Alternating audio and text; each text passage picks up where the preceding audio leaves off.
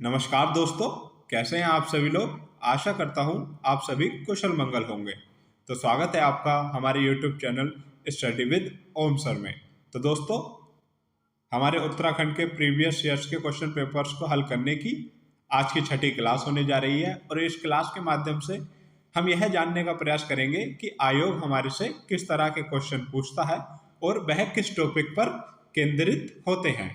क्योंकि दोस्तों, आयोग एक तरह से हमारे साथ खेल भी करता है, क्योंकि वह कभी कभी हमारे से बिल्कुल टॉपिक से बाहर के भी क्वेश्चन पूछता है दोस्तों, जो कि हमारे सिलेबस में भी नहीं होते हैं दोस्तों।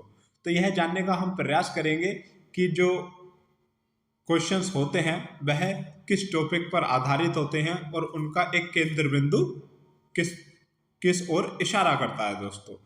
तो देख लेते हैं आज की क्वेश्चन पेपर्स को दोस्तों। आज का जो क्वेश्चन पेपर है हमारा उत्तराखंड कार्मिक सहायक और चित्रलेखक 2014 का क्वेश्चन पेपर है दोस्तों। काफी पुराना क्वेश्चन पेपर है दोस्तों। इसको हल करके देखते हैं और देखते हैं कि किस प्रकार के इसमें हमसे क्वेश्चंस को पूछा गया है। तो दोस्तों, आज की क्लास का हमारा पहला क्वेश्चन है, प्रसिद्ध नीलकंठ मंदिर किस जनपद में स्थित है। तो दोस्तों, इस क्वेश्चन का सही आंसर होगा ऑप्शन नंबर बी, पौड़ी जनपद। पौड़ी जनपद के ऋषिकेश में दोस्तों, पौड़ी जनपद के ऋषिकेश में प्रसिद्ध नीलकंठ मंदिर जो है दोस्तों स्थित है और यह पंकजा प्लस मधुमती दोस्तों, पंकजा प्लस मधुमती नदियों के संगम पर स्थित है। तो यह जानकारी आप सभी लोग याद रखेंगे।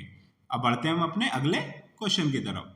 हमारा अगला क्वेश्चन है दोस्तों, बद्रीनाथ किस नदी के किनारे स्थित है। तो दोस्तों, जो बद्रीनाथ मंदिर है वह किस नदी के किनारे स्थित है। तो दोस्तों, अलकनंदा नदी, अलकनंदा नदी के किनारे जो है दोस्तों बद्रीनाथ मंदिर स्थित है और राज्य के 4 धामों में से एक धाम माना जाता है दोस्तों और 31-33 मीटर की ऊंचाई पर यह स्थित है। इसे बद्रिकाश्रम, योग सिद्धा और मुक्ति प्रदा के नाम से भी जाना जाता है। बात करते हैं अलकनंदा नदी की। तो दोस्तों, अलकनंदा नदी का जो उद्गम होता है वह होता है सतोपंथ शिखर से दोस्तों। सतोपंथ शिखर से जो है अलकनंदा नदी का उद्गम होता है और इसके आसपास के क्षेत्र को क्या कहा जाता है, अलकापुरी दोस्तों। और प्राचीन काल में अलकापुरी राजा कुबेर की राजधानी थी दोस्तों। तो यह जानकारी याद रखेंगे। अब बिना देरी के बढ़ते हम अपने अगले क्वेश्चन की तरफ। हमारा अगला क्वेश्चन है दोस्तों, किस वर्ष कुमाऊं गोरखा साम्राज्य में विलय हुआ था। तो दोस्तों, इस क्वेश्चन का सही आंसर है ऑप्शन नंबर ए, 1790। 1790 में दोस्तों कुमाऊं गोरखा साम्राज्य में विलय हुआ था और जब तक कि दोस्तों 1815 तक जब तक कि कुमाऊं में अंग्रेज नहीं आ जाते तब तक कुमाऊं गोरखाओं के अधीन रहा था दोस्तों। और टोटल दोस्तों 25 वर्ष जो है दोस्तों कुमाऊं गोरखाओं के अधीन रहा था। और गोरखाओं के शासन को उत्तराखंड में किस नाम से जाना जाता है दोस्तों, तो गोरखाली शासन के नाम से गोरखा शासन को उत्तराखंड में जाना जाता है दोस्तों। अब बढ़ते हैं हम अपने अगले क्वेश्चन की तरफ। हमारा अगला क्वेश्चन है दोस्तों, उत्तराखंड में कितने नगर निगम हैं वर्तमान 2022 में। तो दोस्तों, अगर 2022 के अनुसार माने तो उत्तराखंड में जो कितने नगर निगम है, तो 9 नगर निगम है दोस्तों। उत्तराखंड में कितने नगर निगम है, 9 नगर निगम है। लेकिन अभी 2 नगर निगम और ऐड किए गए हैं दोस्तों, अल्मोड़ा प्लस पिथौरागढ़। तो यह 2 नगर निगम और बनने वाले हैं दोस्तों। तो अब वर्तमान में उत्तराखंड में नगर निगमों की संख्या कितनी हो जाएगी दोस्तों, तो 11 नगर निगमों की संख्या होने वाली है दोस्तों। अब बिना देरी के बढ़ते हम अपने अगले क्वेश्चन की तरफ। हमारा अगला क्वेश्चन रहने वाला है दोस्तों, कुमाऊं मंडल में निम्न विधानसभा क्षेत्रों में से कौन सी एक सीट अब गढ़वाल संसदीय क्षेत्र में शामिल की गई है। तो दोस्तों, इस क्वेश्चन का सही आंसर रहेगा ऑप्शन नंबर डी, इनमें से कोई नहीं। क्योंकि दोस्तों, जो जसपुर विधानसभा क्षेत्र है यह कुमाऊं मंडल में है और उधमसिंह नगर जनपद में स्थित है। ऑप्शन नंबर बी है दोस्तों, सल्ट विधानसभा क्षेत्र।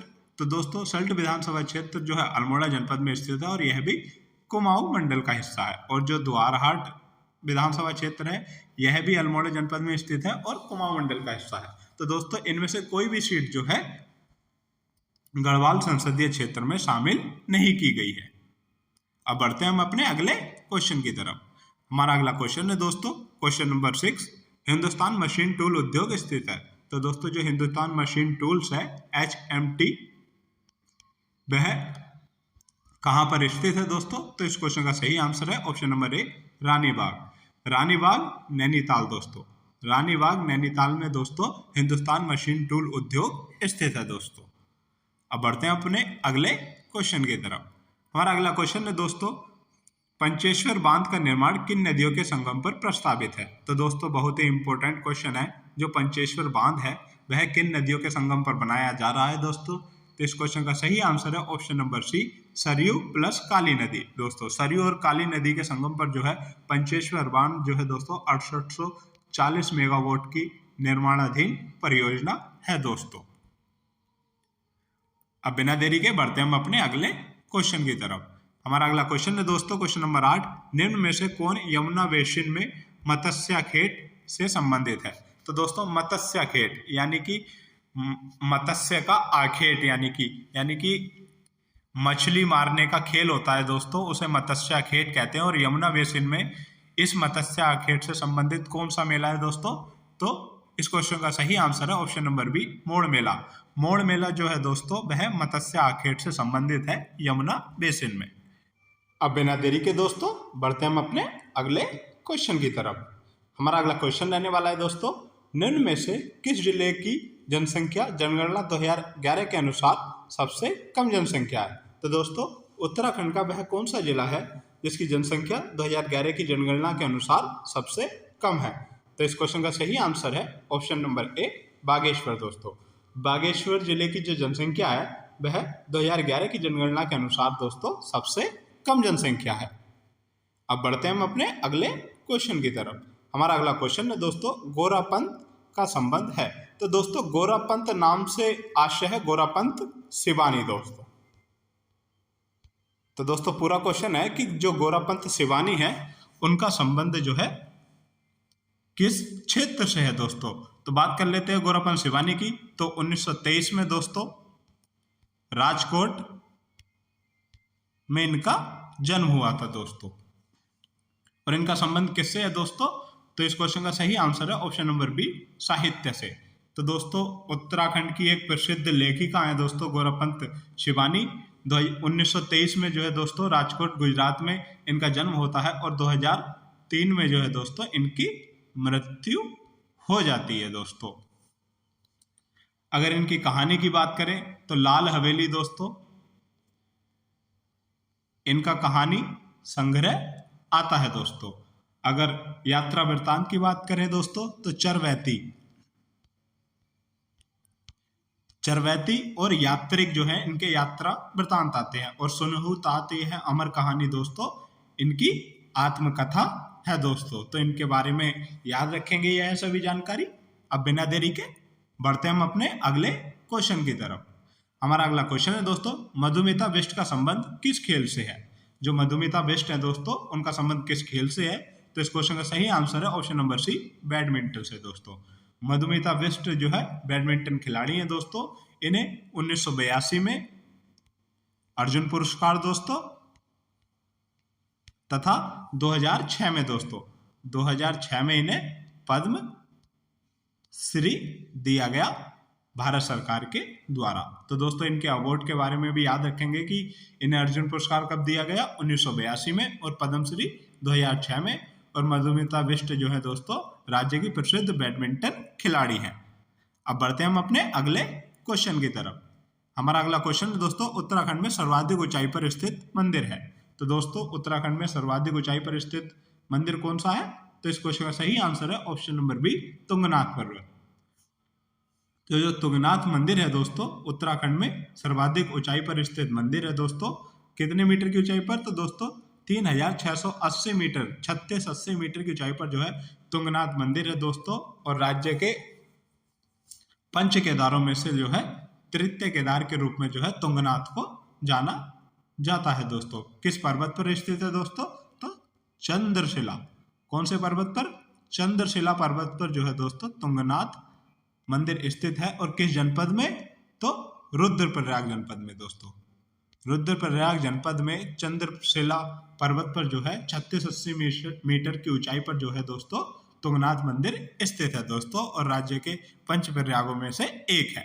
तो यह विशेष जानकारी आप याद रखेंगे। अब बिना देरी के बढ़ते हैं हम अपने अगले क्वेश्चन की तरफ। हमारा अगला क्वेश्चन है दोस्तों, केदारनाथ राष्ट्रीय राजमार्ग संख्या पर स्थित है।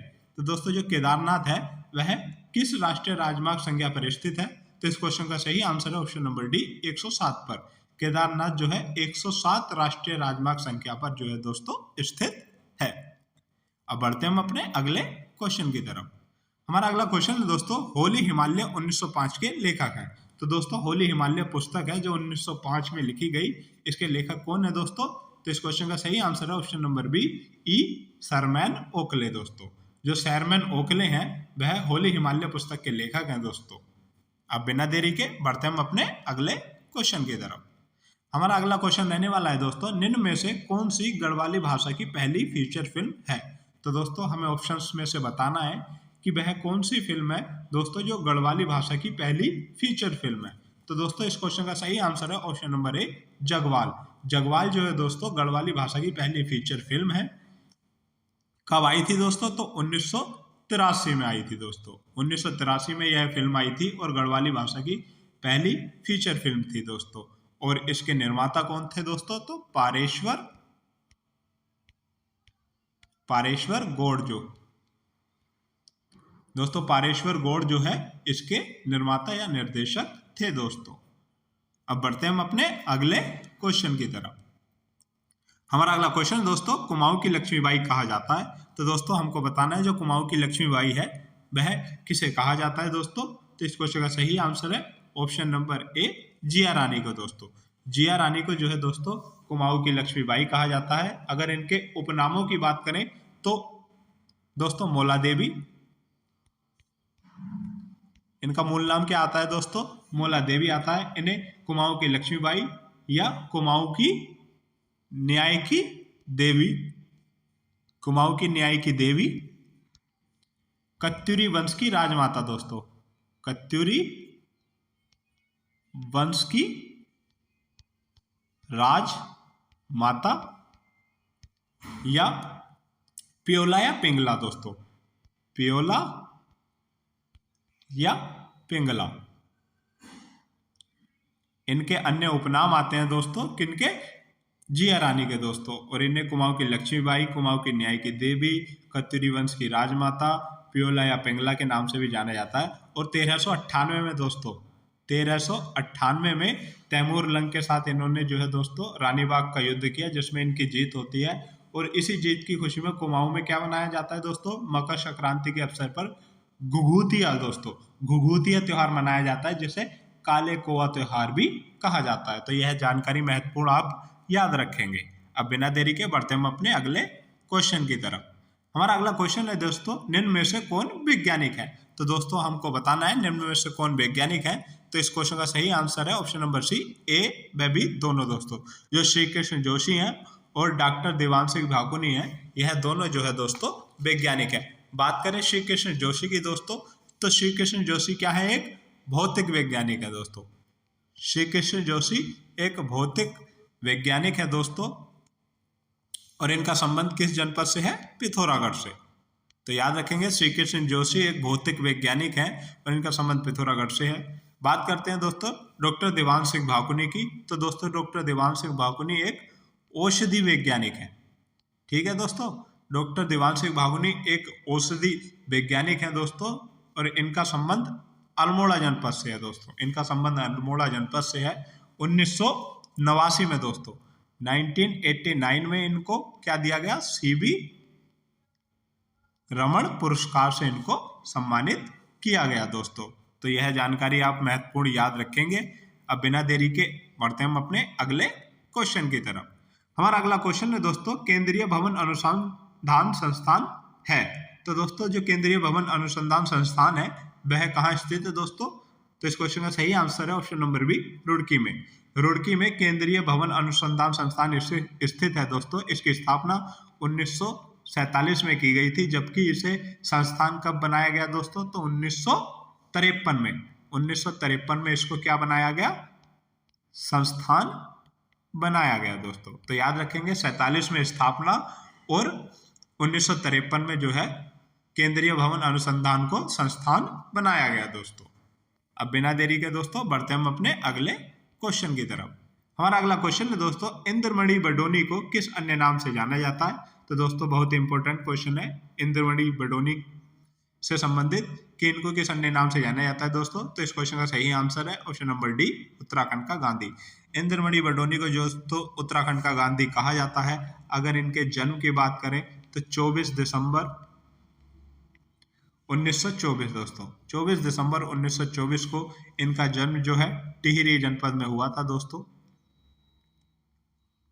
टिहरी जनपद में 24 दिसंबर 1924 को इंद्रमणि बडोनी का जन्म हुआ दोस्तों। इंद्रमणि बडोनी केदार नृत्य के दोस्तों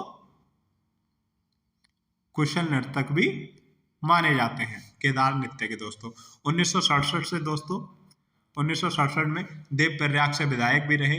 और दोस्तों इनके जन्म दिवस 24 दिसंबर को दोस्तों, इनके जन्म दिवस 24 दिसंबर को उत्तराखंड में लोक संस्कृति दिवस दोस्तों, बहुत ही महत्वपूर्ण के जो इंद्रमणि बडोनी है उनके जन्म दिवस पर उत्तराखंड में 24 दिसंबर को लोक संस्कृति दिवस के रूप में मनाया जाता है।